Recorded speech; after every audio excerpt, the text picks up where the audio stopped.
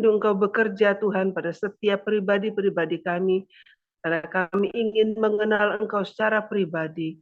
Tumbuhkan iman kami dan kesetiaan kami kepadamu melalui firman-Mu pada pagi hari ini. Engkau urapi Tuhan hamba-Mu yang akan menyampaikan, memberikan urapan tersendiri, urapan yang khusus untuk menyampaikan firman-Mu pada pagi hari ini Tuhan. Sucikan hati hamba-Mu, sucikan hati kami semua. Dalam nama Tuhan Yesus, kami menyambut firman-Mu. Haleluya. Amin. Baik, puji Tuhan, Bapak, Ibu, Saudara sekalian yang ada di penjaga menara pada pagi hari ini. Kita akan memperhatikan firman Tuhan dari kitab Roma pasal yang ke-6, ayat yang pertama sampai dengan ayat yang ke-10. Kitab Roma pasal yang ke-6, ayat pertama sampai dengan ayat yang ke-10. Namun saya akan membaca terlebih dahulu saja ayat yang pertama sampai dengan ayat yang keempat. Nanti dalam pembahasan baru kita akan memperhatikan beberapa ayat yang selanjutnya. Tema khotbah yang akan kita perhatikan pada kesempatan pagi hari ini adalah kuasa kebangkitan, ya, kuasa kebangkitan. Roma pasal yang ke-6 ayat 1 sampai 4. Jika demikian, apakah yang hendak kita katakan? Bolehkah kita bertekun dalam dosa supaya semakin bertambah kasih karunia itu? Sekali-kali tidak. Bukankah kita telah mati bagi dosa? Bagaimanakah kita masih dapat hidup di dalamnya? Atau tidak tahukah kamu bahwa kita semua yang telah dibaptis dalam Kristus telah dibaptis dalam kematiannya? Dengan demikian kita telah dikuburkan bersama-sama dengan Dia oleh baptisan dalam kematian, supaya sama seperti Kristus bangkit. Sama seperti Kristus bangkit dari antara orang mati oleh kemuliaan Bapa, demikian juga kita akan hidup dalam hidup yang baru. Bapak, Ibu, Saudara yang terkasih di dalam Tuhan Yesus Kristus, apabila kita memperhatikan teks ini, ya, ayat 1 sampai dengan ayat yang keempat, dan perikop yang diberikan oleh Lembaga Alkitab Indonesia, maka terlihat jelas bahwa teks-teks ini adalah teks yang sedang Rasul Paulus sampaikan kepada jemaat di Roma untuk memberikan pelajaran rohani seputaran tentang peristiwa kematian dan kebangkitan Tuhan Yesus Kristus. Nah, kita semua juga yang hadir pada pagi hari ini tentu perlu memahami tentang ajaran ini atau pelajaran tentang kematian dan kebangkitan Tuhan Yesus Kristus. Mengapa demikian? Karena kalau kita tidak memahami ajaran tentang kematian dan kebangkitan Kristus, maka cenderung banyak orang Kristen yang kita bisa temukan di dalam dunia ini, di dalam kekristenan ini, yang tidak memahami tentang ajaran itu, sehingga mereka hanya merayakan Paskah, merayakan Jumat Agung, merayakan kebangkitan Tuhan Yesus Kristus itu ya sebagai sebuah rutinitas atau perayaan seremonial yang biasa dilakukan setiap tahun. Nah, kalau kita menjadi orang Kristen yang demikian, maka sesungguhnya kita kehilangan sebuah esensi dari sebuah perayaan atau dari sebuah peringatan tentang kebangkitan Kristus Tuhan Yesus Tuhan kita yang kita kenal dengan Paskah itu. Nah, saudara yang terkasih di dalam Tuhan, karena itu pada pagi yang diberkati ini, saya mau mengajak kita sekalian untuk memperhatikan teks dari kitab Roma pasal yang ke-6 ini, ayat yang pertama sampai dengan ayat yang ke-10, untuk belajar, untuk memahami tentang kuasa kebangkitan Tuhan Yesus Kristus. Saudara yang terkasih di dalam Tuhan, sebelum saya melanjutkan, ayat-ayat ini atau pembahasan secara ekspositori, saya ingin mengajak kita dulu membandingkan satu teks di dalam kitab Filipi pasal yang ketiga ayat yang ke-10. Filipi pasal yang ketiga ayat yang ke-10. Perhatikan teks firman Tuhan ini, saya bacakan buat kita sekalian. Yang ku kehendaki ialah mengenal Dia dan kuasa kebangkitannya dan persekutuan dalam penderitaannya, di mana aku menjadi serupa dengan Dia dalam kematian. Perhatikan saudara yang terkasih dalam Tuhan, bahwa di dalam kalimat itu ada pernyataan eksplisit yang mengatakan bahwa mengenal kuasa kebangkitannya. Paulus mengatakan mengenal kuasa kebangkitannya. Nah, kata kuasa di dalam teks ini dipakai kata dunamis atau dinamit, yang artinya adalah sesuatu yang meledakkan, yang mendatangkan perubahan. Sesuatu yang saudaraku menghancurkan dan mendatangkan perubahan. Itu kata dunamis atau dunamit. Ya, di dalam teks bahasa asli Alkitab.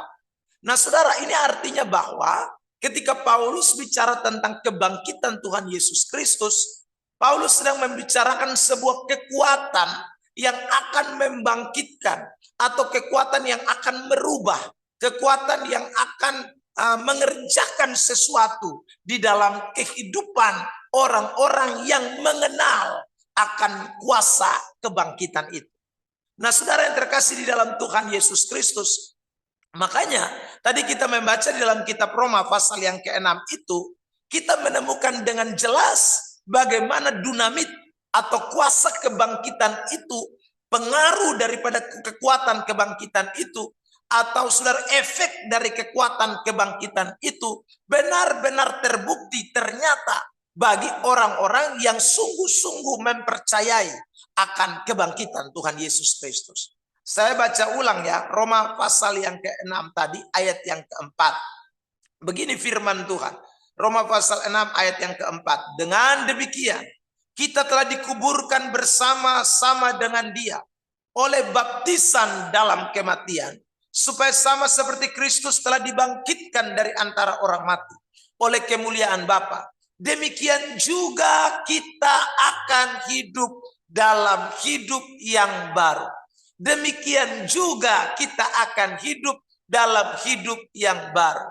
Saudara, hidup yang baru itu menunjukkan bahwa ada sebuah perubahan, ada sebuah transformasi. Transformasi ini diakibatkan oleh apa? Kita membaca rentetannya tadi. Dimulai dengan kata demikianlah kita telah dikuburkan bersama-sama dengan Dia oleh baptisan dalam kematian dan telah dibangkitkan. Artinya bahwa hidup baru di dalam teks ini, saudara terkasih dalam Tuhan, itu berkaitan erat dengan kuasa kebangkitan Tuhan Yesus yang nyata atas pribadi seseorang. Dunamis, dunamit yang membuat transformasi, yang membuat perubahan mendasar, yang membuat terjadinya saudaraku sesuatu yang tadinya lama menjadi baru, sesuatu yang tadinya saudaraku tidak baik menjadi baik, sesuatu yang tadinya tidak menyenangkan menjadi menyenangkan. Inilah yang disebut dengan kuasa kebangkitan. Nah, saudara yang terkasih dalam Tuhan, sehingga orang-orang yang mengalami kuasa kebangkitan itu pasti akan mengalami yang namanya progresivitas. Orang itu akan mengalami yang namanya peningkatan. Semakin hari tambah lebih baik. Karena ada yang namanya kuasa kebangkitan. Tanpa kuasa kebangkitan, kita tidak mungkin bisa menjadi manusia yang baru. Kita tidak mungkin bisa mengalami yang namanya progresivitas. Kita tidak mungkin bisa mengalami peningkatan-peningkatan secara iman di dalam hidup kekristenan kita. Saudara yang terkasih dalam Tuhan, makanya perayaan Paskah, perayaan kebangkitan Tuhan Yesus yang kita rayakan 1 minggu yang lalu, itu sangat penting dalam hidup kekristenan ini.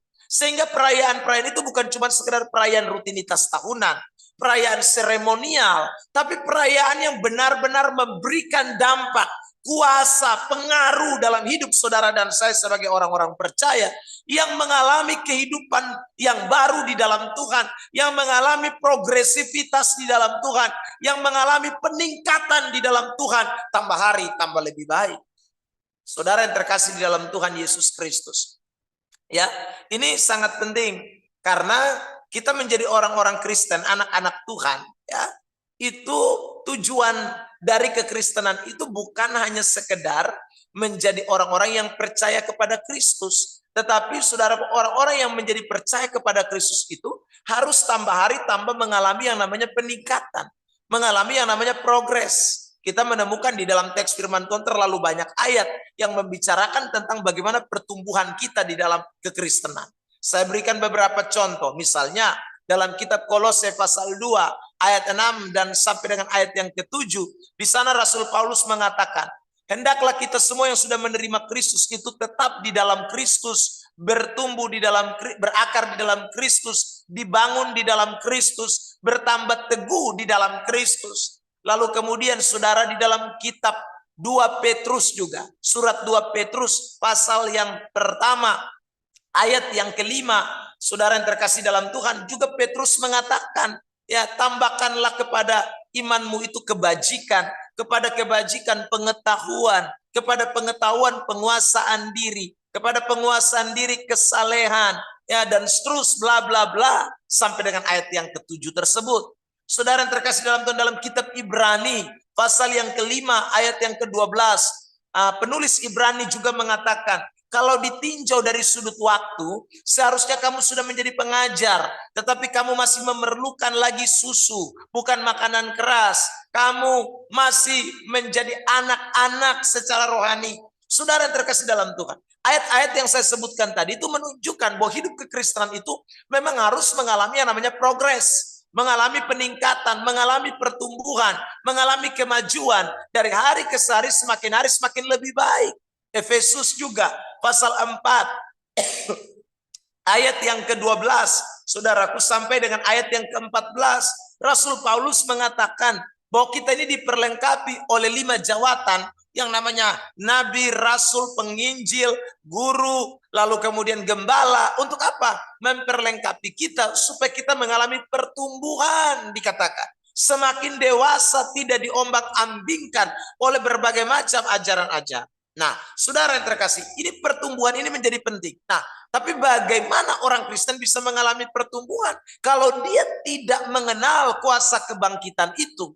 Makanya Rasul Paulus di dalam Filipi pasal yang ketiga tadi ayat yang ke-10, dia mengatakan, yang ku kehendaki adalah mengenal dia dan kuasa kebangkitannya, dunamis, kekuatan yang akan melakukan transformasi, kekuatan yang membuat saya menjadi baru di dalam Kristus, kekuatan yang membuat saya akan mengalami progresivitas di dalam Tuhan. Nah, itu adalah, saudara, sesuatu yang penting. Sehingga kita akan terus melihat ada pertumbuhan iman di dalam hidup kita. Jangan sampai kita sudah menjadi orang Kristen sekian lama, ya, sudah 10 tahun, 20 tahun, 30 tahun, 40 tahun di dalam kekristenan, ya, bahkan mungkin lebih dari itu. Tetapi iman kita stagnan, hidup kita masih hidup lama, hidup kita tidak mengalami progresif, hidup kita tambah hari justru, saudaraku yang terkasih dalam Tuhan, ada dalam keadaan rata-rata, stagnan tadi saya katakan. Saudaraku, kalau seperti ini, maka ada something dengan pengenalan kita kepada Kristus dan bagaimana kuasa kebangkitan Allah itu terjadi dalam hidup kita sekalian. Saudara yang terkasih dalam Tuhan, ya, jangan cuman berat badan kita yang bertambah, jangan cuman saudara usaha kita yang tambah diberkati, jangan cuman gaji kita yang mungkin tambah naik, jangan cuman apalagi saudaraku, ya, hidup-hidup jasmani kita lah yang berubah terus. Itu memang satu sisi ada hal yang baik buat kehidupan jasmani kita. Tetapi saudaraku yang terkasih dalam Tuhan, jangan lupa bahwa kita ini juga harus bertumbuh secara rohani, harus progres secara rohani. Dan itu yang tentunya Tuhan kehendaki, itu yang menyenangkan Tuhan.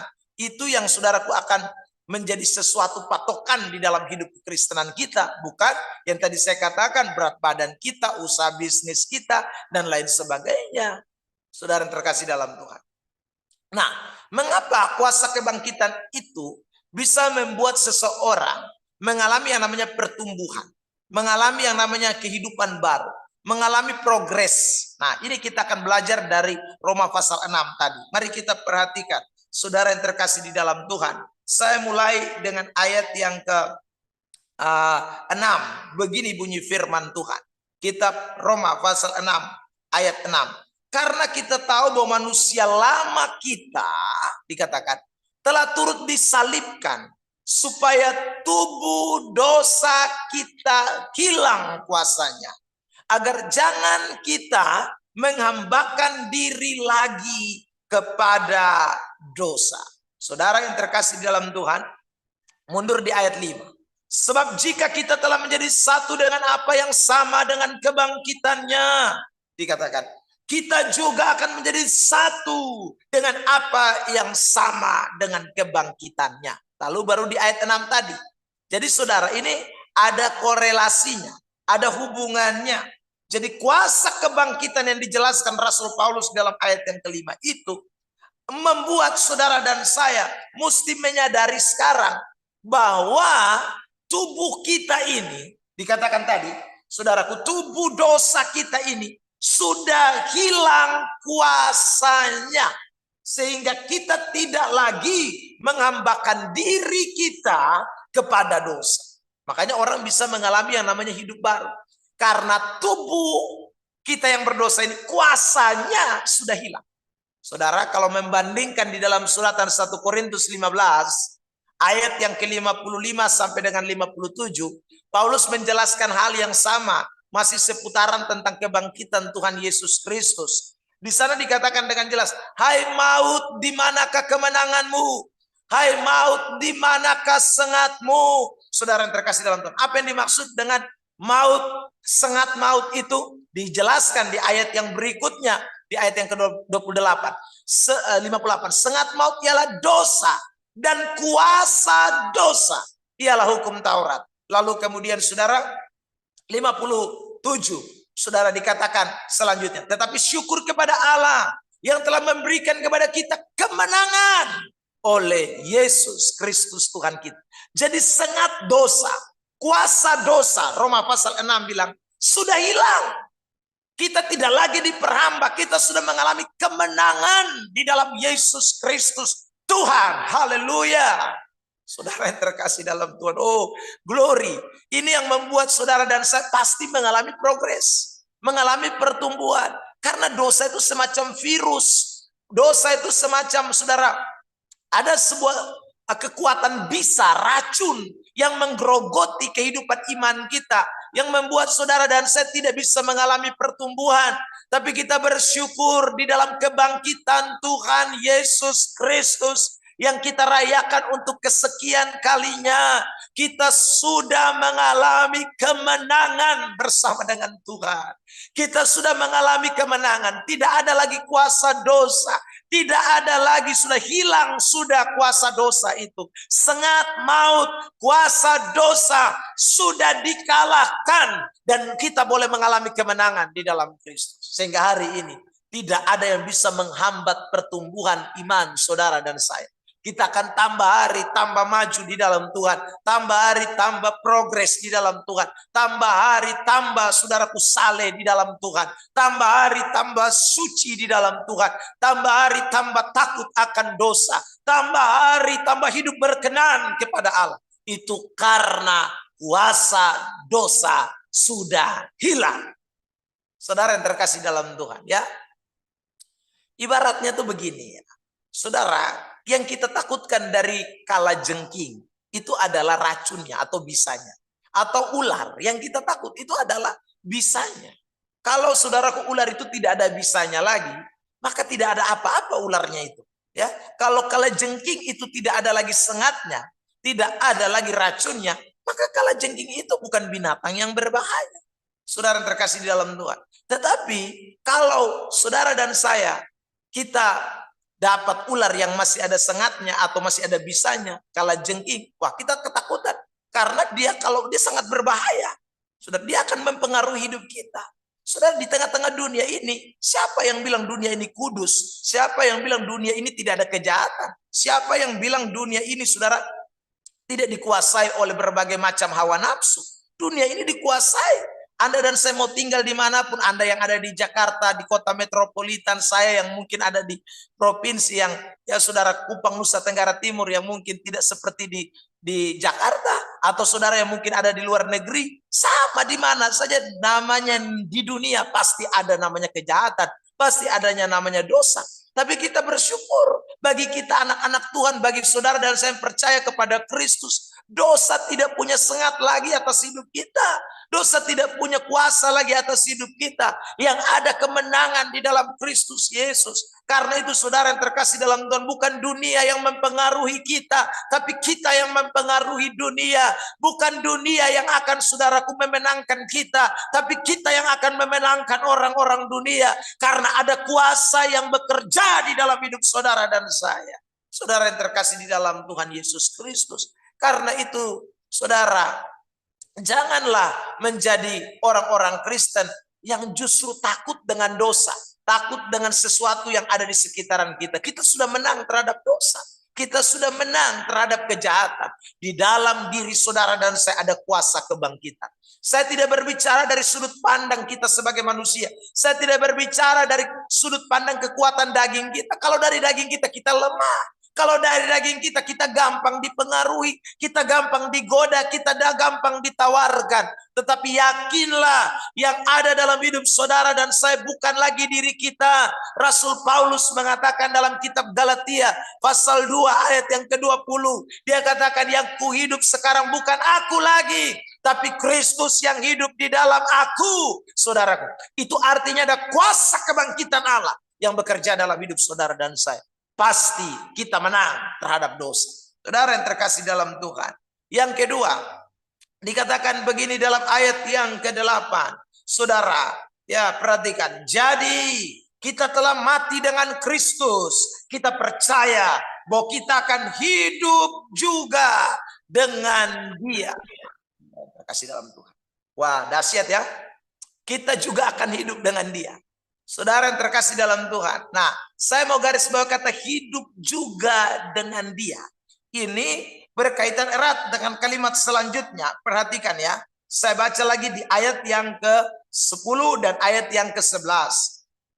Ya, sebab kematiannya adalah kematian terhadap dosa satu kali untuk selama-lamanya, dan kehidupannya atau kebangkitannya adalah kehidupan bagi Allah. Saudaraku, lalu ayat 11. Demikianlah hendaknya kamu memandangnya, bahwa kamu telah mati bagi dosa, tetapi kamu hidup bagi Allah dalam Kristus Yesus. Tadi saya suruh kita menggarisbawahi kalimat di dalam ayat 8 yang mengatakan hidup juga dengan Dia. Lalu kemudian di ayat yang ke-11, hidup bagi Allah dalam Kristus Yesus. Artinya begini, orang-orang yang mengalami kuasa kebangkitan adalah orang-orang yang mempercayai, tadi saya sudah katakan, ada Kristus di dalam dirinya. Ada Yesus di dalam dirinya. Dan orang yang saudaraku memiliki Kristus di dalam hidupnya, itu memiliki tujuan hidup yang baru. Memiliki tujuan hidup yang berbeda. Dikatakan tadi dalam ayat yang ke-11 itu bicara soal tujuan hidup kita. Bahwa hidup bagi Allah dalam Kristus Yesus. Saudara ingat, hari ini kita akan menjalani sepanjang hari ini. Ingatlah baik-baik saudara, kita hidup bukan bagi dunia. Kita hidup bukan bagi pekerjaan kita. Kita hidup bukan bagi bisnis kita. Kita hidup adalah bagi Allah. Bahkan saya sebagai hamba Tuhan, saya tidak hidup bagi pelayanan ini. Tapi saya hidup bagi Allah. Saya dipercayakan Tuhan untuk melayani. Saya dipercayakan Tuhan untuk menggembalakan. Saya dipercayakan Tuhan untuk melakukan pekerjaan Tuhan. Tetapi sekali lagi, saya tidak hidup bagi pekerjaan ini. Tapi saya hidup bagi Tuhan. Rasul Paulus mengatakan dalam Filipi pasal yang pertama, ayat yang ke-21, dia mengatakan hidup bagi Kristus, mati adalah keuntungan. Saudara yang terkasih dalam Tuhan, tujuan hidup kita hari ini tidak boleh keliru. Kalau ada kuasa kebangkitan yang terjadi dalam hidup saudara dan saya, maka tujuan kita bukan lagi tujuan yang lama. Tujuan kita bukan bersentral kepada apa yang kelihatan.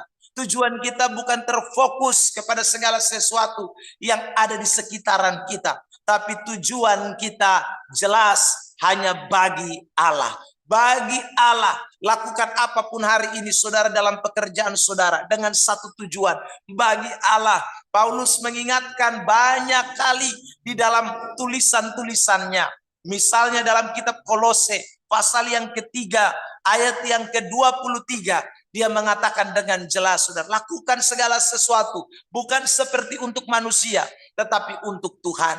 Dalam kitab Roma pasal 11 ayat yang ke-36, dia katakan di sana dengan jelas, segala sesuatu adalah dari Dia, oleh Dia, bagi Dialah kemuliaan sampai selama-lamanya. Di dalam kitab 1 Korintus, saudara, pasal yang ke-10, Paulus juga mengatakan kalau engkau makan, kalau engkau minum, apa saja yang engkau lakukan, lakukanlah itu untuk kemuliaan bagi nama Tuhan. Di bagian lain lagi Paulus mengatakan, mati dan hidupku ini hanyalah untuk kemuliaan bagi nama Tuhan.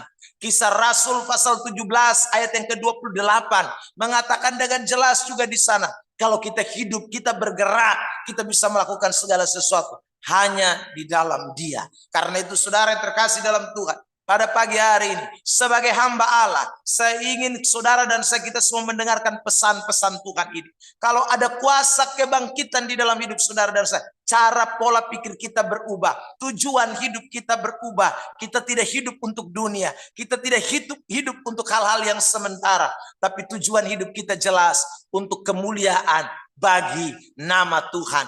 Itu bukan karena saudara dan saya, tetapi karena ada kuasa kebangkitan Allah yang bekerja di dalam hidup kita sekalian. Saudara yang terkasih dalam Tuhan, saya ingin tutup dengan satu bagian teks firman Tuhan dari kitab Kolose pasal yang ketiga, saudara, ayat yang kedua dan ayat yang ketiga. Mari kita perhatikan ayat penutup kita pada pagi hari ini. Kolose pasal 3 ayat yang kedua dan ayat 3. Pikirkanlah perkara yang di atas, bukan yang di bumi. Sebab, perhatikan kalimat itu, saudara, sebab kamu telah mati dan hidupmu tersembunyi bersama dengan Kristus di dalam Allah. Lalu ayat 4, apabila Kristus yang adalah hidup kita menyatakan diri kelak, kamu pun akan menyatakan diri bersama Dia dalam kemuliaan. Saudara yang terkasih dalam Tuhan, hiduplah dalam kuasa kebangkitan Tuhan hari ini. Kalau saudara hidup dalam kuasa kebangkitan Tuhan, saya ulangi lagi, akan terjadi sebuah transformasi dalam hidup saudara. Kenapa? Karena kuasa itu adalah dinamis, kekuatan yang merubah, kekuatan yang membuat jadi baru, kekuatan yang membuat kita meninggalkan hal-hal yang lama. Saudara yang terkasih dalam Tuhan, itu terbukti di dalam kitab Roma pasal 6 tadi. Ketika kuasa Tuhan itu bekerja, kuasa kebangkitan Allah itu bekerja, saudaraku, dosa hilang kekuatan, dosa hilang saudaraku sengatnya, dosa hilang saudara terkasih dalam Tuhan kemampuannya untuk mempengaruhi hidup kita. Kita sudah menang terhadap dosa. Yang kedua, ketika kekuatan kuasa kebangkitan Allah itu terjadi dalam hidup saudara dan saya, tujuan hidup kita jadi baru. Oh haleluya. Tujuan hidup saudara dan saya menjadi tidak tersentral kepada dunia yang sementara. 1 Yohanes mengatakan semua yang ada di dunia akan lenyap. Tetapi saudaraku, orang-orang yang menaruh pengharapan kepada Kristus akan melihat hidup yang kekal. Tuhan memberkati hidup kita di sepanjang hari ini dengan berkat-berkat yang dahsyat, dengan kekuatan yang dahsyat yang akan menolong kita di sepanjang hari ini. Haleluya. Tundukkan kepala saudara di hadirat Tuhan dan kita berdoa. Bapa di sorga, kami mengucap syukur buat pagi hari ini. Karena kalau bukan Tuhan, kuasa kebangkitan Allah, kami tidak mungkin bisa hadir hari ini. Kami manusia yang berdosa, kami penuh dengan kelemahan dan kekurangan. Tapi hamba bersyukur Tuhan. Kami semua yang ada di penjaga menara, kami bersyukur. Karena kuasa kebangkitan membuat kami menjadi baru. Terima kasih buat kebenaran Tuhan hari ini Tuhan. Engkau tolong kami semua di dalam perjalanan iman kami hari ini. Jangan biarkan kami berjalan sendiri. Biarlah kuasa kebangkitan Tuhan yang kami kenal itu bekerja di dalam hidup kami pribadi lepas pribadi. Tolong kami semua yang ada di dalam penjaga menara ini Tuhan. Dalam setiap pergumulan-pergumulan Tuhan tahu, Tuhan kenali. Hamba berdoa Tuhan, Kalau rohani kami ditolong, rohani kami dibangkitkan, terlampau bagi Tuhan, terlalu mungkin bagi Tuhan untuk Tuhan dapat melakukan perkara-perkara jasmani buat kami.